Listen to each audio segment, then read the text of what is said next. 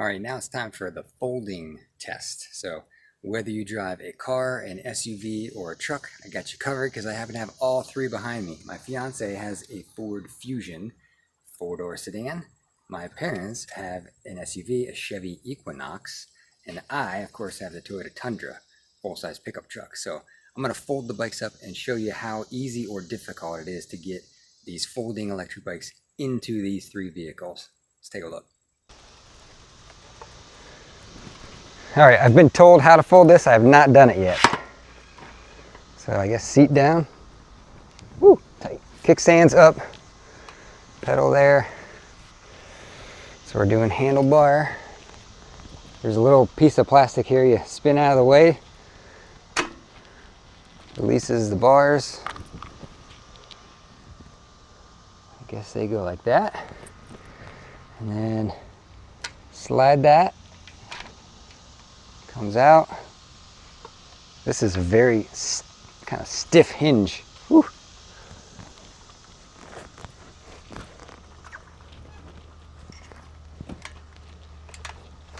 Kind of awkward. Well, I guess it can go down on that post to rest it on, so you can get a handle on it. I can already see that your front forks are hitting kind of the kickstand. Careful not to scratch it. And as far as lifting this thing, I don't even see a great way to do it. I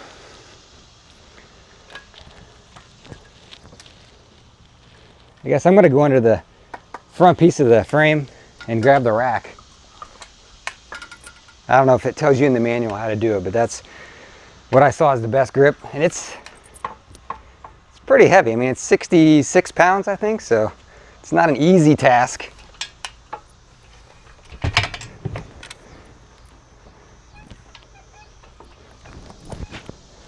Just barely. It's almost resting on this front sprocket too, but that metal bar comes down just enough, and it's large. I was gonna put both the Rad bike and this bike next to each other, but there's no way you're closing this gate because the back wheels and the front wheel are already hitting the back of the seat. So this has to be turned to fit.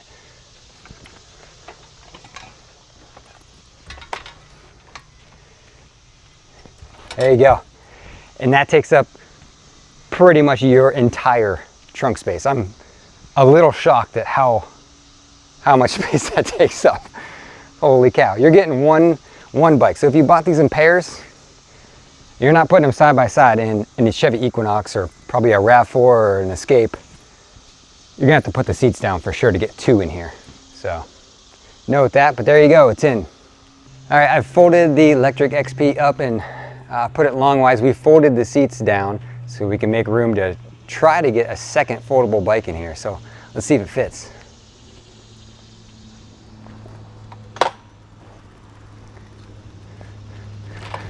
All right, I think I've folded this one like once before. Put the seat down.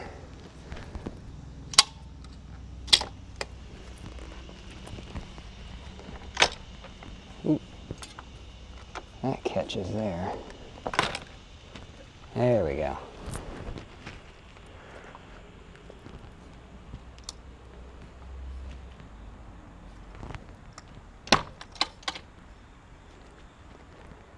All right, I think we got everything released.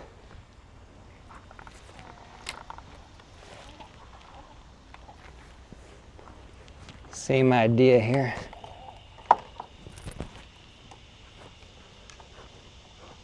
This one almost looks wider.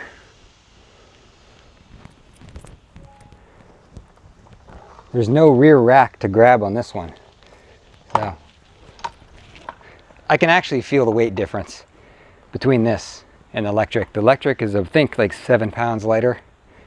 Holding it, I can feel it, and the fact that there's no rear rack. But you gotta have some decent strength to lift this waist high to get it in this SUV.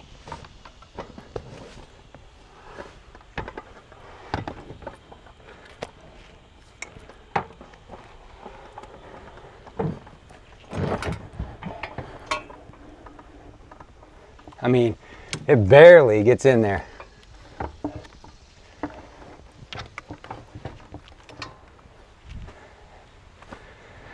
with no room for any other cargo basically.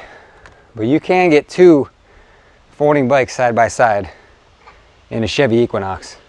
And there's not a whole lot of extra room to travel with.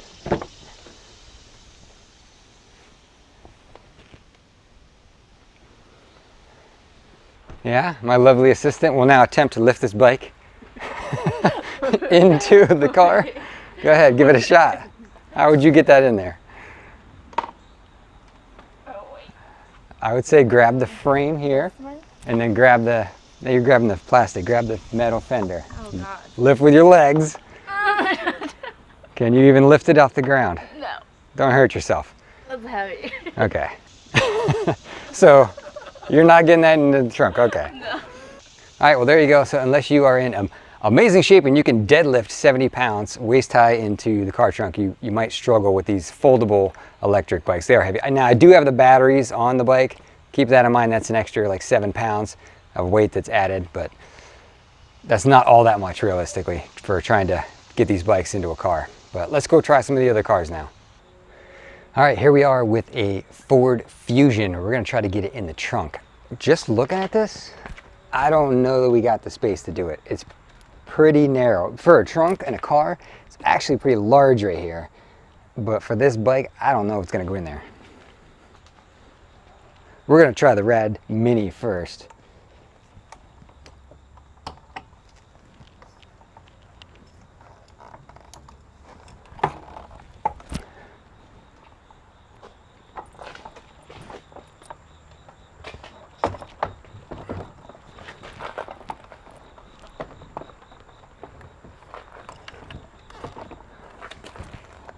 So your derailleur bar is hitting on the bottom of the trunk already.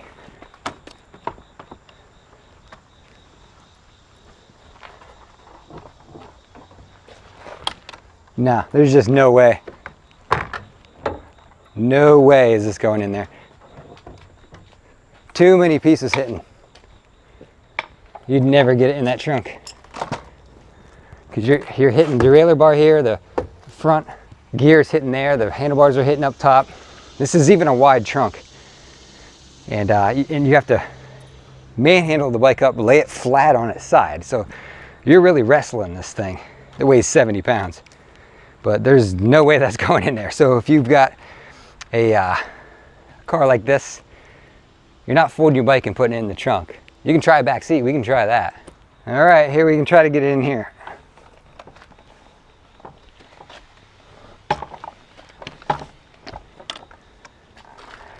Yes, it'll go in the back seat. I'm not gonna put it in there because I don't want to get it dirty, but clearly it'll fit in. Now, is it easy to do? Absolutely not. It is very heavy to be swinging these bikes around like this and lifting them up off the ground, but it definitely will go in the back seat of a sedan. Now I'll say the electric bike will probably go in here as well because I kind of feel like that bike folds up a little bit smaller than this Rad Mini. So I don't think there's gonna be any issue getting that bike in here.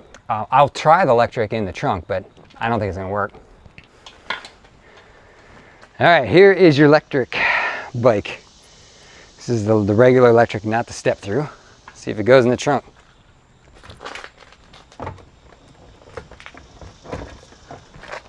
Now, again, you're hitting the front gear, the pedal's even folded, and your rear derailleur bar's hitting there. I'm already hitting the trunk top with the handlebars. Absolutely no way. Not gonna happen. Okay, look at that. Is that a Rad Mini Stepthru in the trunk of a Ford Fusion? How'd you do that? I thought it wouldn't go in there, citizen. Well, as I was editing my video, I realized, I didn't really try to finagle it much to get it in there. I just tried to lay it flat and shove it in and it just wouldn't go. So I came back here a few days later and tried to wiggle it in there. And what I found is if you put it in wheels first and get it started and slowly wiggle it in here, it will go in. You have to remove the seat. I had to take the seat off to do it, but it had just barely enough clearance to get this thing into the trunk. So it's in. It will fit in the trunk of a Fusion with some massaging and with removing the seat. So there you go. I'm certain if I can get this thing in there that you can get the LectricXP in there too. It's just not easy. I had to kind of, like I said, massage it in there. So yeah, it can be done in the trunk of a car. It's certainly not ideal for, you know, transporting this thing every day, I don't think. But if you wanted to take it on a trip or something, you could. It'll go in there. Just takes a little bit of maneuvering. So there you go. So here's your bike's completely folded.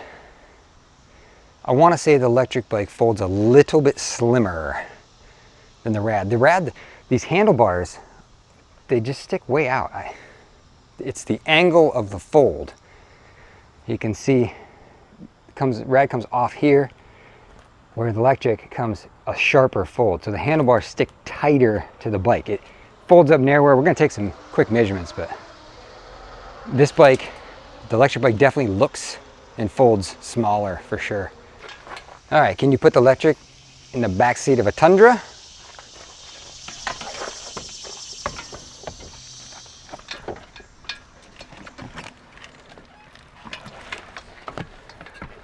Yes, it'll go in, no problem. Other than the lift to get it there.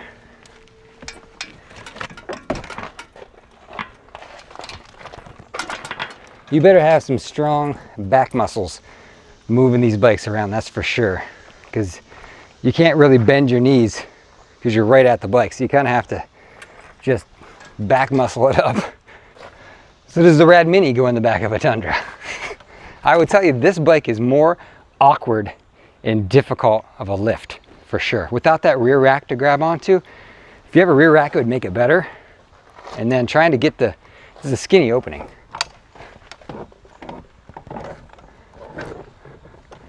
My mirrors are hitting.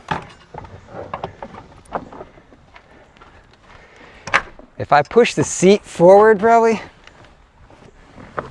yeah, it'll go in. I just have to shove it in, but my mirrors that stick up hindered a little bit. If you move the seat forward, it'd be much easier, but it'll go in there. All right, how about lifting it into the back of a pickup truck? I should note that my truck has 33-inch tires and a leveling kit on it. So it's up 3 inches in the front, 2 in the back. So this is a pretty high tailgate. All right, you can see how high this is. I'm gonna have to just swing it up on there.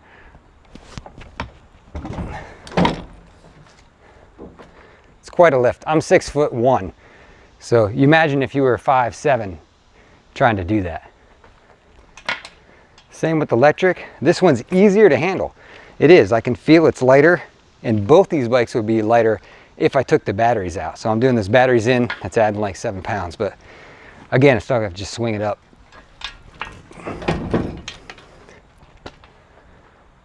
But it's not an easy task. I am starting to get soaked from lifting all these bikes in and out of cars. But there you go. That's what it's like to try to maneuver these folding bikes around. They may say folding and very portable, but you're gonna get a workout putting these in and out of any kind of car. So if you're driving a sedan, you can plan on putting it in the back seat or getting a bike rack, but just know that most bike racks aren't gonna carry 70 pounds. I think they're rated for like 50 at the most. So you're gonna have to get an expensive bike rack. And putting a pair of these in and out of a truck, even though you have plenty of room, it's quite a lift to get it this high. While we had the bikes folded up, I did check all the dimensions. The LectricXP bike was 2 inches smaller in every dimension. So it is a smaller folding bike than the Rad Mini is. I could definitely feel it. It was a more, it was an easier lift too. The places I found a grab on the frame and on the rear rack made it easier to lift that bike. And it is a little bit lighter. So I guess if you're looking for the lightest, narrowest bike of the two, the LectricXP would be that one for sure. So hopefully you found this information useful, and I lifted the bike enough times for you. They are not an easy lift. You got to be, I guess, you got to put some desire into getting them into the back of a truck or into an SUV for sure. But Hope you found some useful information out of this, and you know how easy or difficult it is to lift these bikes into these cars. That's kind of the goal of my channel, get some useful content out there for people to use in their everyday life, right? So there you go. If you like what you see, you want me to do more videos like this, let me know. Give me a thumbs up, subscribe, and talk at you later. Thanks.